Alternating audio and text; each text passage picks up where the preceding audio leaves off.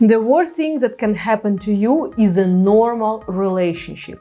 Why is that? Because normal is neither good nor bad. It's just alright.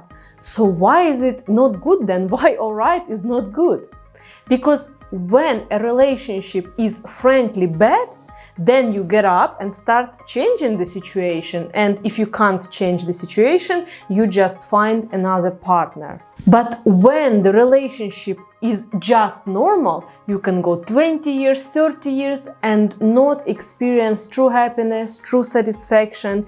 And after all those years, the regrets can be strong that you did not have the strength to change something, or you did not have the courage to leave. Today, we will analyze signs that your relationship is in crisis and it's time for a change.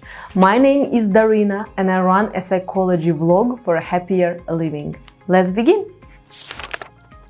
The first sign is that you don't want to take care of your partner. When we are in love, we want to give. It's not hard for us to get up early to make breakfast or to iron a shirt for our partner. If speaking about men, he wants to fix some stuff in her house or pick her up from that party in the middle of the night so that she doesn't have to call an Uber. But you can argue with me and say, I still do all of it, but my relationship has been completely unhappy for a long time. And that's where the trap is. Doing things out of habit or obligation does not count here.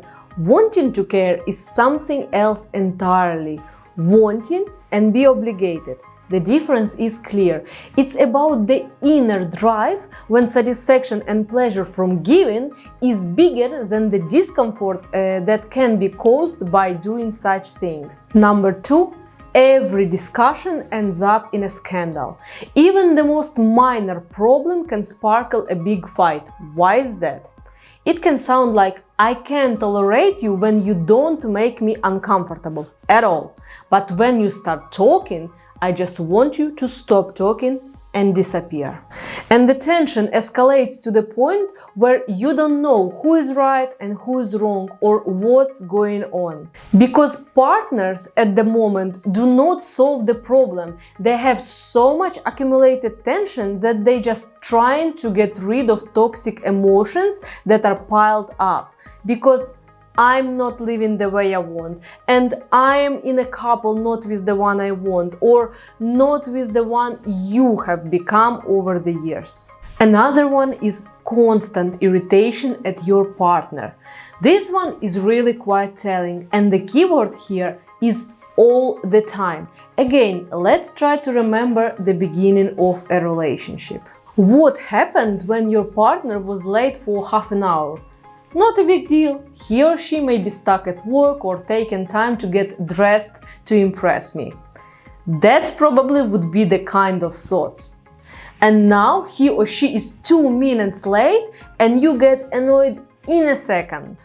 When people ask me why my partner always gets on my nerves or starts fighting over little things, I always say, look for an old grudge or an unresolved conflict. Let's be honest, no one can be so annoyed by forgotten dishes in a sink.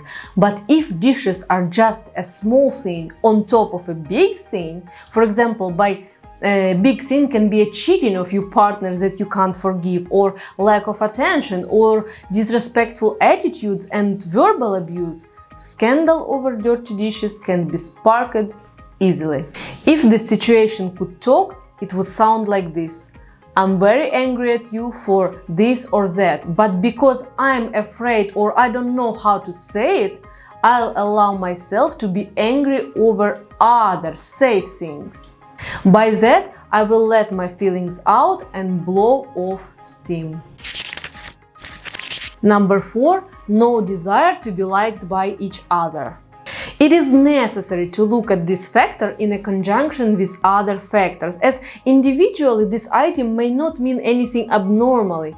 If the person does not particularly tend to put importance on looks, or they feel great in tracksuits in each other's company and are genuinely happy and genuinely like each other. It is more about your loved one's opinion that you don't care about anymore. You are not interested in what they wear or how they smell. The key word here is not interested. Just boring as that. You can clearly see this tendency in couples where it has always been a prominent feature. For example, the wife always asks her husband if he likes her earrings or new shoes, or sent pictures from the fitting room, and then suddenly stopped. Why? What happened? Maybe they just don't see you as a love partner anymore. It can be even more painful when you see the contrast between how much they try to impress someone else, for example, work colleagues or other people at the party.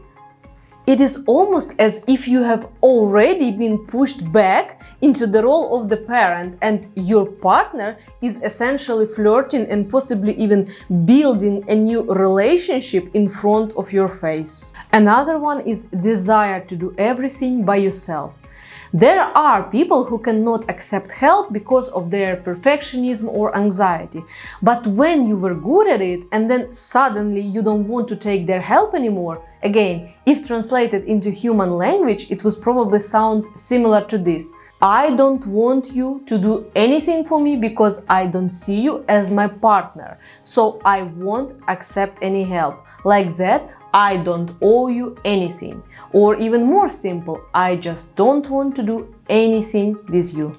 And of course, this point can also refer to the fact that a person just doesn't want to spend any more time together. Again, perhaps because of old unresolved conflicts and so on. There is no need to overthink if you have a few or perhaps all of those signs.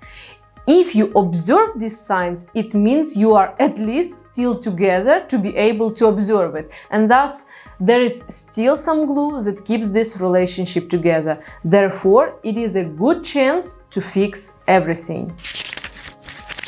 To sum up, I want to say that relationships should have more positive moments than negative ones. Ratio approximately 70/30, because if it is 50-50, it is already a problem. It means if the relationship will get into a crisis or a serious conflict, this relationship may not survive, since they just won't have a strong fundament to lean back on. Thanks for watching till the end. Subscribe to my YouTube channel, follow me on Instagram, and I will see you in the next videos.